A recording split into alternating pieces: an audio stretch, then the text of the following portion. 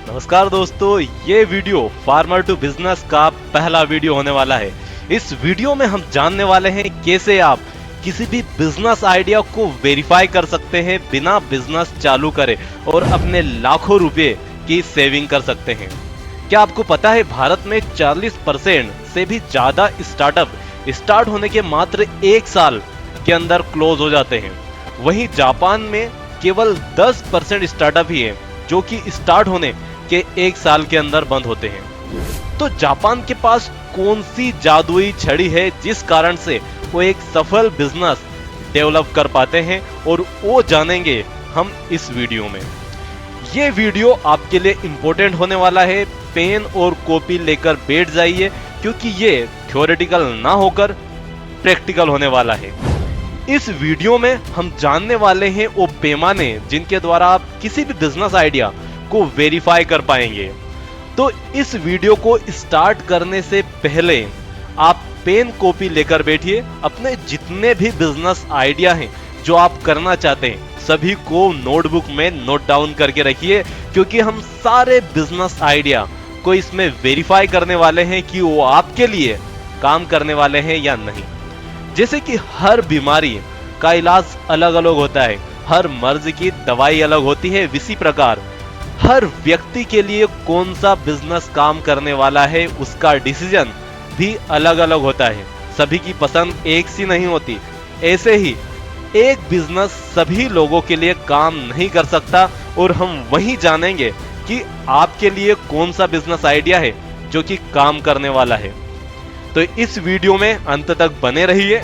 Video को like और channel को सब्सक्राइब करना ना भूलें।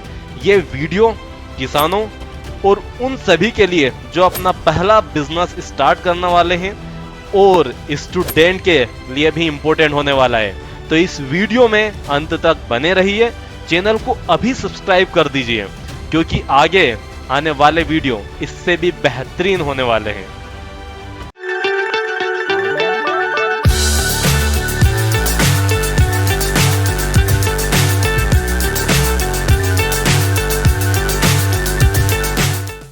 तो दोस्तों, हम करते हैं अपने वीडियो की शुरुआत। उम्मीद है आपने पेन कॉपी लेकर बैठ गए होंगे और जितने भी बिजनेस आइडिया आपके दिमाग में उथल पुथल मचा रहे हैं उनको आपने लिख लिया होगा, क्योंकि हम इस वीडियो में जानने वाले हैं कौन सा बिजनेस आइडिया आपके लिए है सही। तो इन सारे बिजनेस आइडिया को हम 4 पैमानों पर मापने वाले हैं, और वो 4 पैमाने, पहला डिमांड, दूसरा स्किल, तीसरा मोनेटाइज, चौथा पैशन। तो इन चारों पैमानों के द्वारा हम नापने वाले हैं कि आपका जो बिजनेस आइडिया है वो आपके लिए सही है या नहीं, या वो है आपके मुसीबत का एक जड़। तो यदि आपका बिजनेस इन चारों पैमानों पर खरा उतरता है तो वो आपके लिए होगा सही। तो आइए हम देखते हैं पहला वो तरीका। पहला है डिमांड। डिमांड मतलब मांग। जब भी किसी उत्पाद या सर्विस की डिमांड होती है तो आप उसका सही मूल्य ले पाते हैं। तो आप जो भी बिजनेस आइडिया सिलेक्ट करना चाहते हैं जिसके द्वारा आप उत्पाद या सर्विस देना चाहते हैं, तो उसको देख लें कि इसकी जो डिमांड है वो सही है या नहीं। इसके कस्टमर कौन है? इसके कस्टमर आपको गांव में मिलने वाले हैं या शहर में? क्योंकि कई बार हम ऐसे बिजनेस आइडिया सिलेक्ट करते हैं जो गांव में काम करते हैं बट शहर में नहीं, या कई बार बिजनेस आइडिया जो शहर में काम करते हैं बट गांव में नहीं।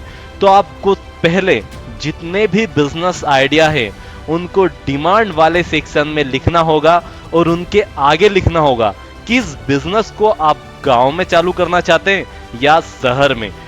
तो हम कुछ एग्जाम्पल से समझते हैं। जैसे कि यदि आप डीमार्ट स्टार्ट करना चाहते हैं तो डीमार्ट आपके गांव में कतई सफल बिजनेस नहीं बन सकता।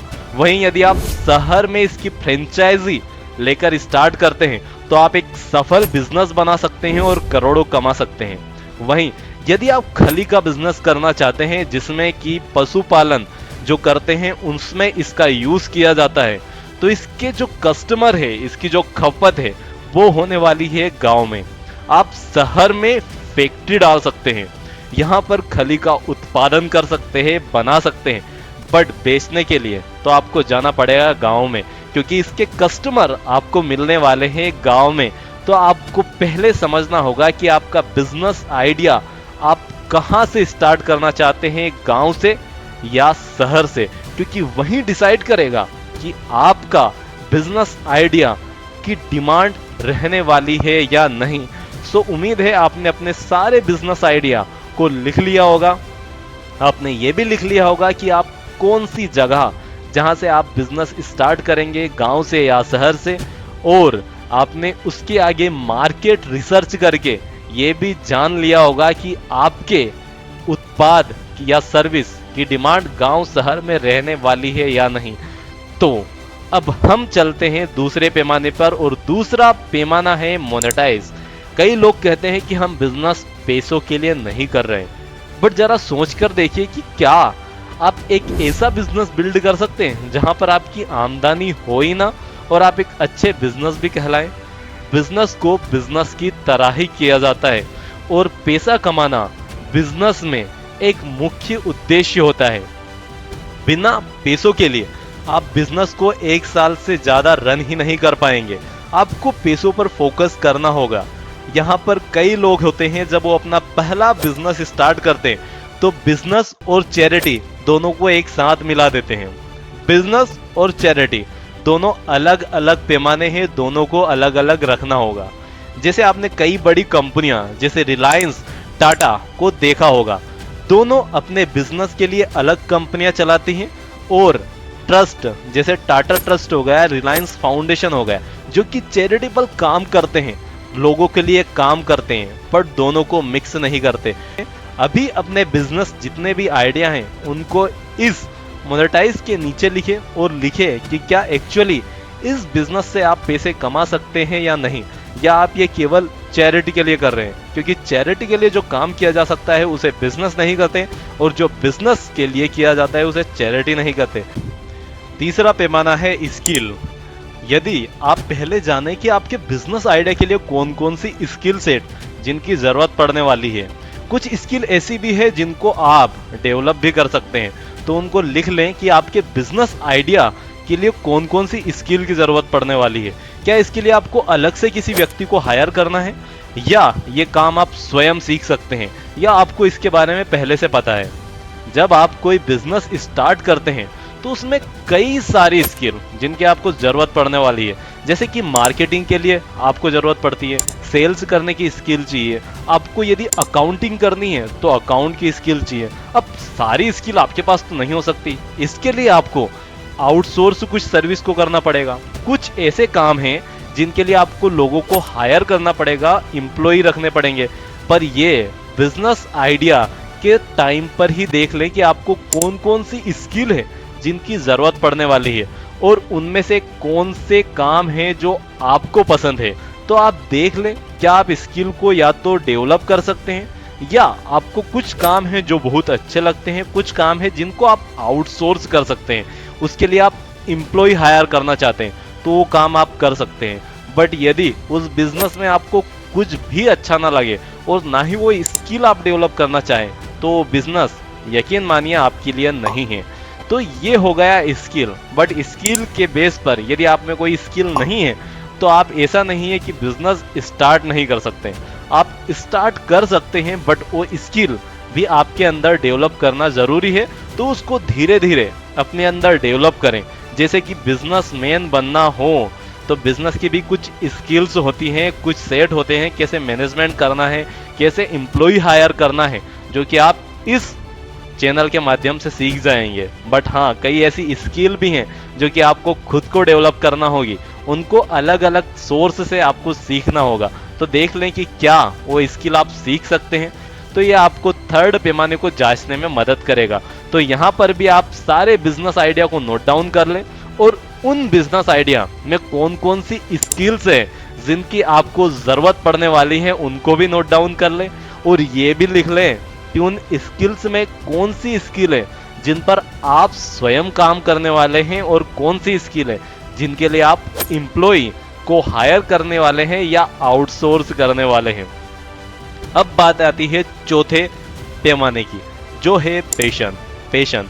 आप किसी भी बिजनेस को तभी आगे बढ़ा सकते हैं जब आप उसको पसंद करते हो, यदि किसी बिजनेस आइडिया को आप पसंद ही नहीं करते तो मुझे लगता नहीं कि आप उसे आगे लेकर जा सकें।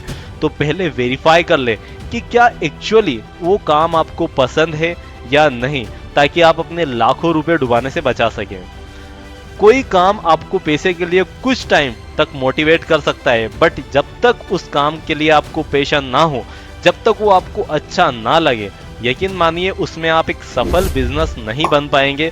आप उससे रोजमर्रा का काम चला पाएंगे, बट हाँ, यदि एक सफल बिजनेस बनना है तो आपको ये देखना जरूरी है कि वो काम आपको पसंद है या नहीं। तो उम्मीद है आपने यहाँ वीडियो देखने के बाद अपने सारे बिजनेस आइडिया को लिख लिया होगा और देख लिया होगा कि क्या वो चारों पैमानों को सेटिस्फाई करते हैं या नहीं। यदि वो वहाँ पर 2 से 3 पैमानों को भी सेटिस्फाई करते हैं तो उस बिजनेस को आप स्टार्ट कर सकते हैं। जैसे कि आपको बिजनेस अच्छा लगना चाहिए, और दूसरा उसके लिए आपके अंदर स्किल होना चाहिए, तीसरा आप उसे मोनेटाइज कर सकें। कम से कम यहाँ पर 2 पैमाने तो सेटिस्फाई होने चाहिए। पहला, आप उससे द्वारा पैसे कमा सकें, दूसरा वो काम करने में आपको अच्छा लगे, उसके बाद आप वहाँ बिजनेस करने के लिए आगे बढ़ सकते हैं।